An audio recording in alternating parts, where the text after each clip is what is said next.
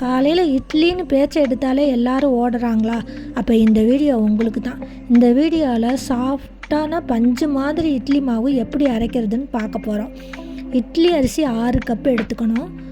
1 cup உளுந்து எடுத்துக்கணும். வெந்தயம் 1 ஸ்பூன் நான் போடுறேன், நீங்கள் வேணும்னா போடுங்க, இல்லைன்னா தேவையில்லை, ஆப்ஷனல் தான். அரிசி உளுந்து ரெண்டையும் தனித்தனியாக 4 மணி நேரம் ஊற வச்சிடணும்.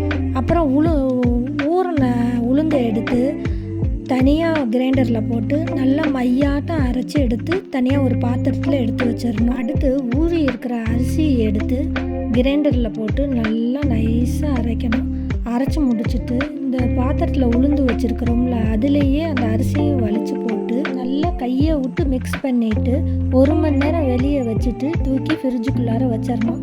அடுத்த நாள் காலையில் எடுத்து பார்த்தோம்னா 10 குட்டியாட்டம் ரெடியாக இருப்பான். அதை எடுத்து இட்லி விட்டு கொடுத்தீங்கன்னா எல்லோரும் எங்களுக்கு இட்லி தான் தினம் வேணும்னு கேட்பாங்க. அப்படி இருக்கும் இட்லி சாஃப்டாக.